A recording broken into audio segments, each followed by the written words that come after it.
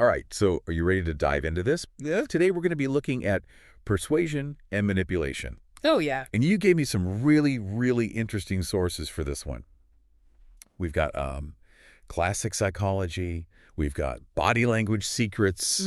We've even got some NLP stuff. It's a lot, yeah. It's a lot. So we're going to be busy. We're going to be busy. Yeah. It's like we're trying to decode human behavior. Yeah. Trying to figure out what makes people tick.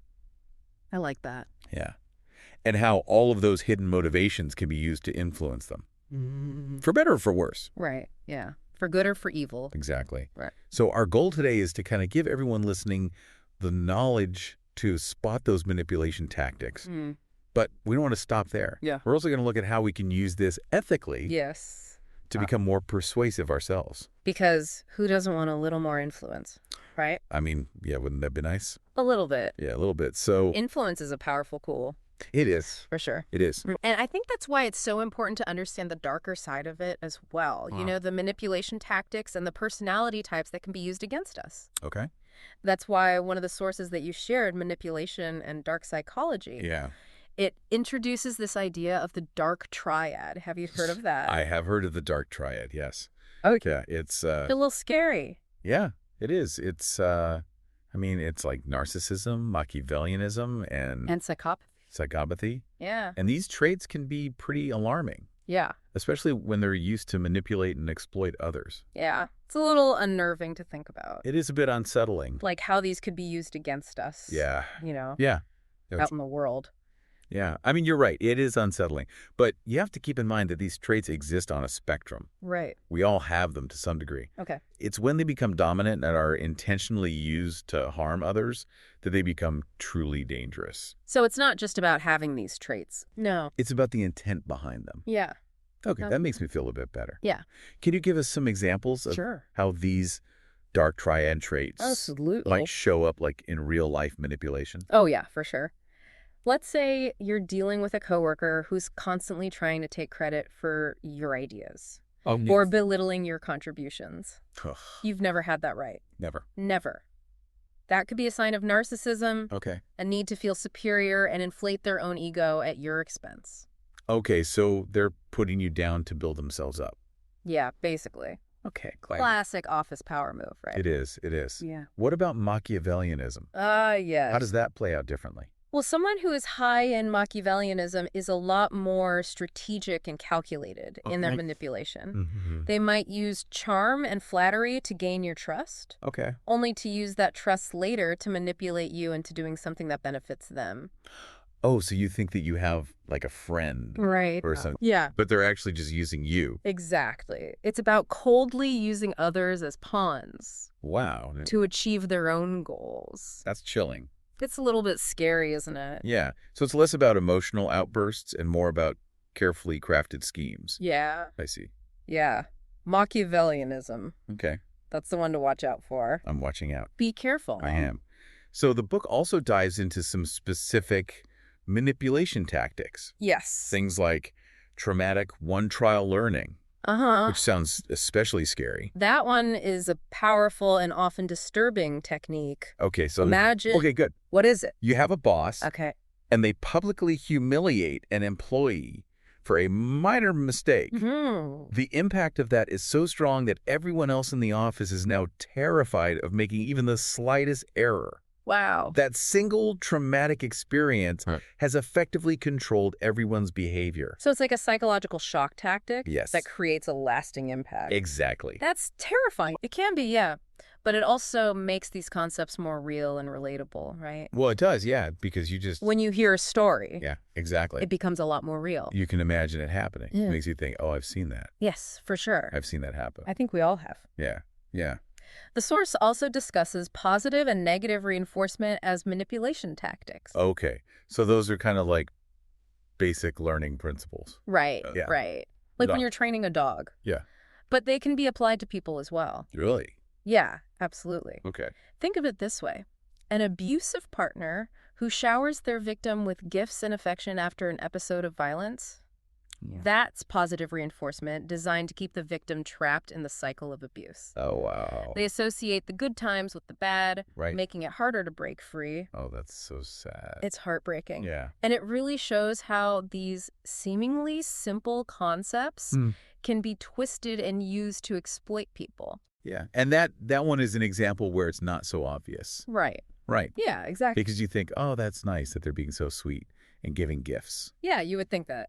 But really, it's like this terrible cycle. Yeah, and I think a lot of manipulation operates on that very subtle level. Okay. You know? The manipulator might not even be consciously aware of what they're doing. Oh, so it's not like some evil mastermind. No, not always. Okay. It can be more like a pattern of behavior that's become ingrained over time. So almost like they've been conditioned in a way. Right. Themselves to behave that way. And that's why awareness is so crucial. Yeah. The more we understand these patterns, Okay. the better equipped we are to recognize them in ourselves and others. Now, you also mentioned priming theory as a potential manipulation tactic. That one really intrigues me.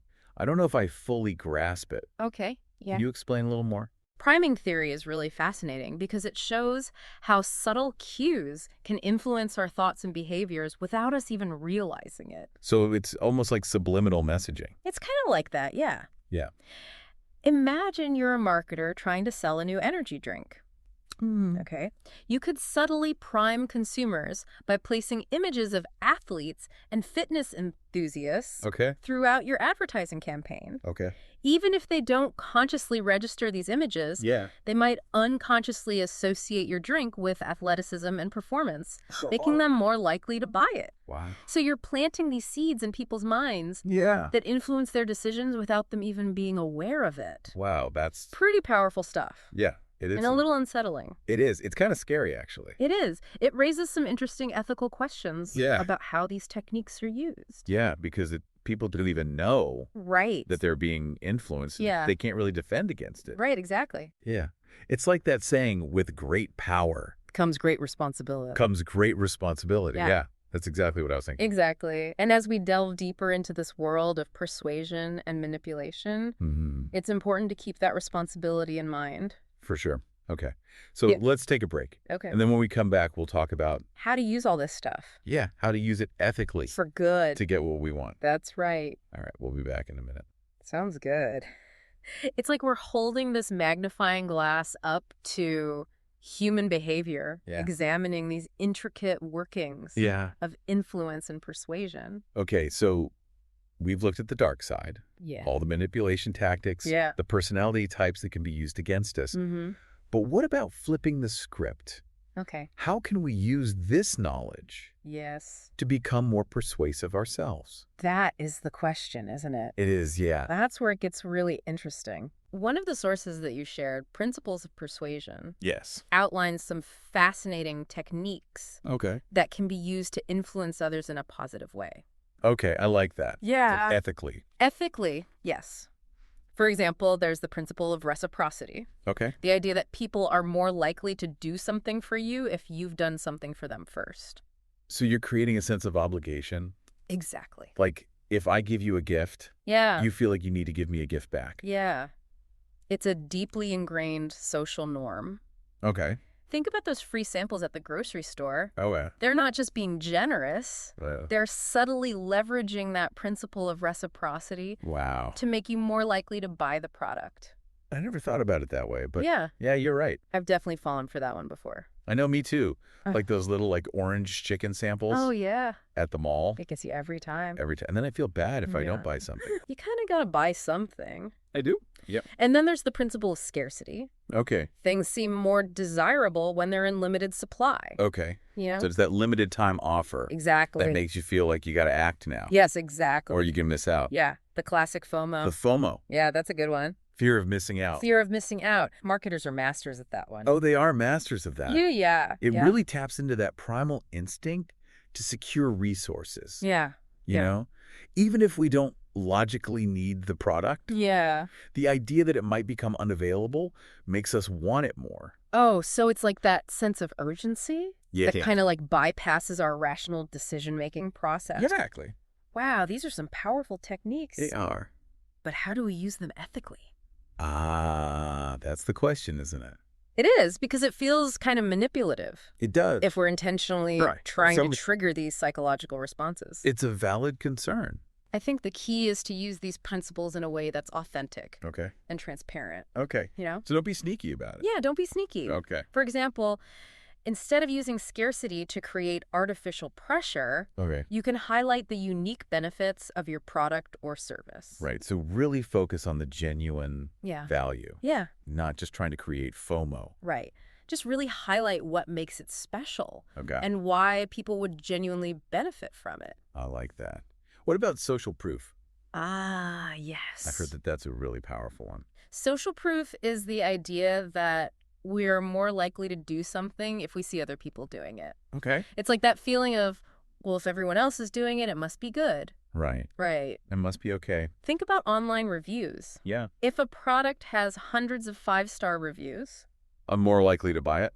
yeah, you're more likely to trust it and buy it yourself. Yeah, I look at those all the time. We all do. Yeah. We're social creatures, you know? We look to others for cues on how to behave. Especially when we're not sure. Especially when we're uncertain. Yeah. Yeah. Is this a good product? I don't know. Right. Let me see what other people think. Let's see what the reviews say. Yeah. And marketers know this. Oh, yeah. That's why influencer marketing is so effective. Oh, yeah. They're leveraging the principle of social proof. Yeah. They get someone that you already like. Yes. And trust. Exactly. To tell you to buy something. To endorse a product. It works. It works. Yeah. So it's all about creating that sense of trust and validation. It is, yeah. And when it comes to ethical persuasion, social proof can be a really powerful tool for showcasing the positive impact of your product or service.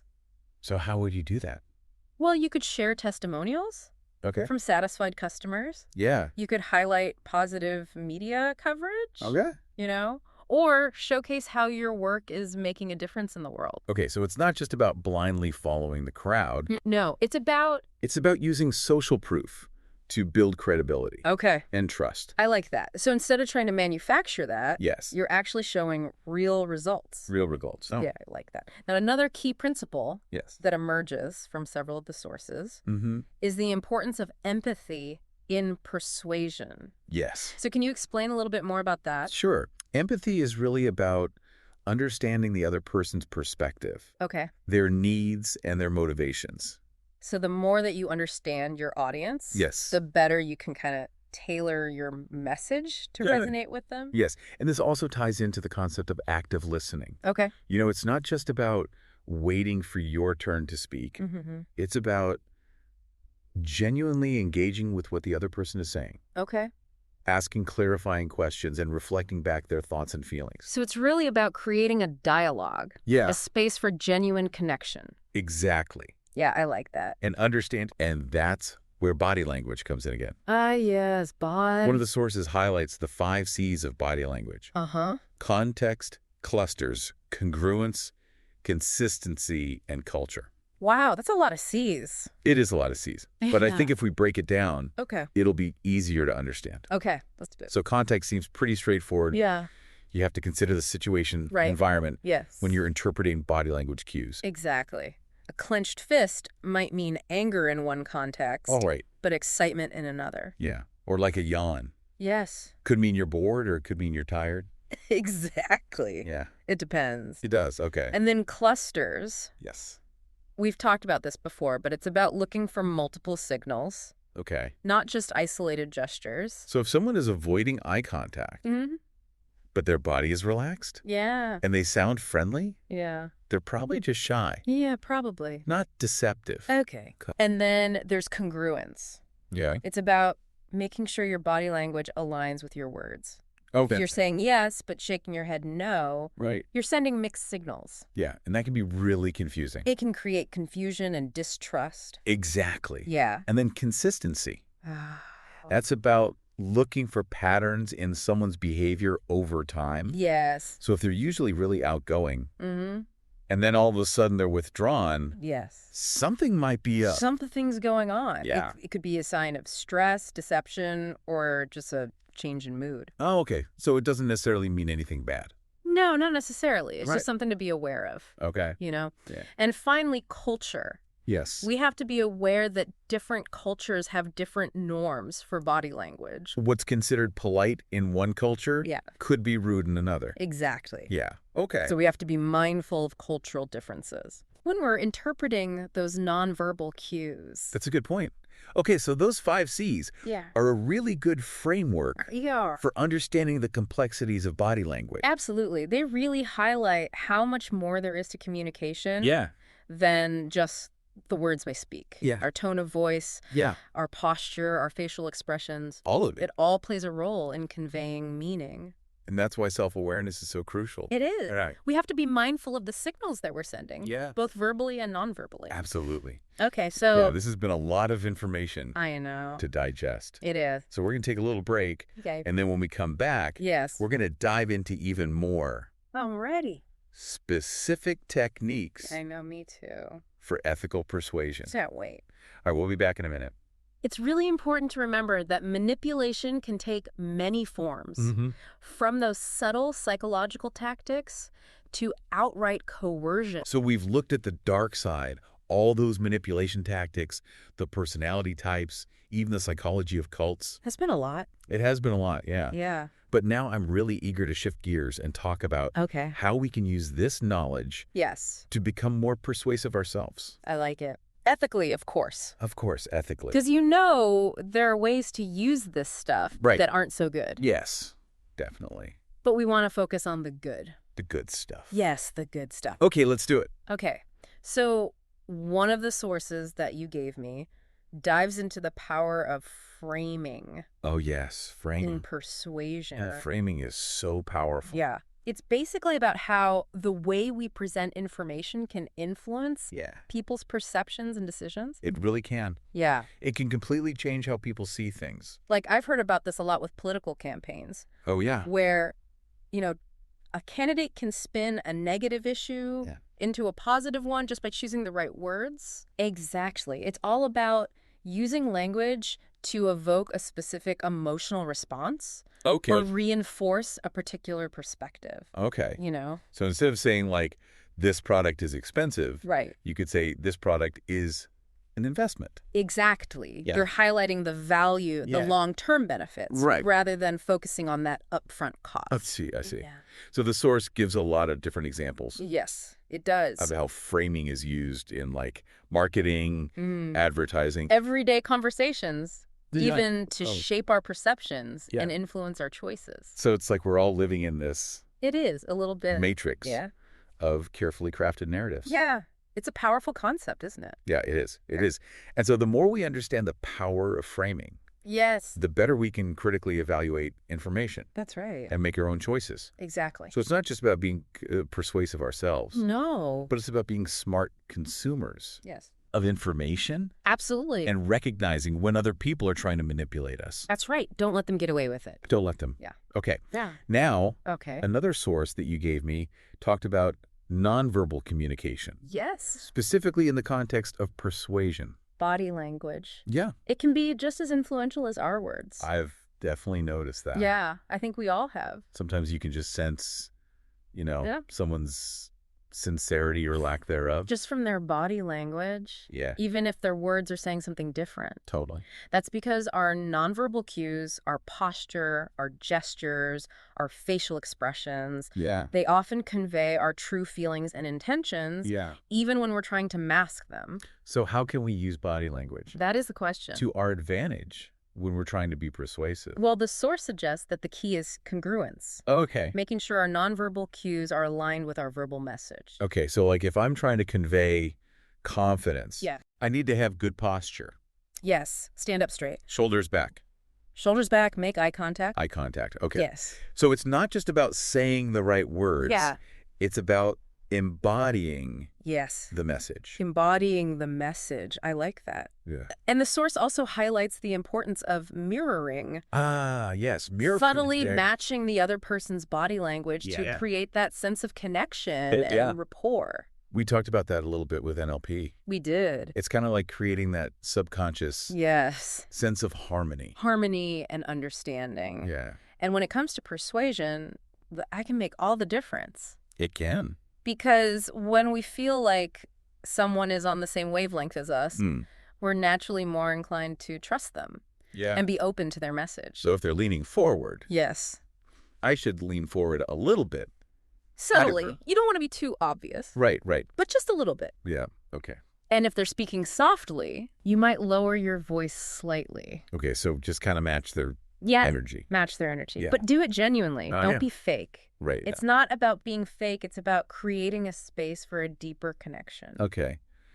So I'm curious about touch. Yes, touched. Because I've heard that, like, a well-placed touch can create a sense of intimacy and trust. It can. But it's also a very delicate area. Yes, it is. You have to be very mindful of social norms. Right. And personal boundaries. You can't just go around touching everyone. No, you can't. So what's okay and what's not okay? Well, a light touch on the arm or shoulder can convey warmth and connection. Okay.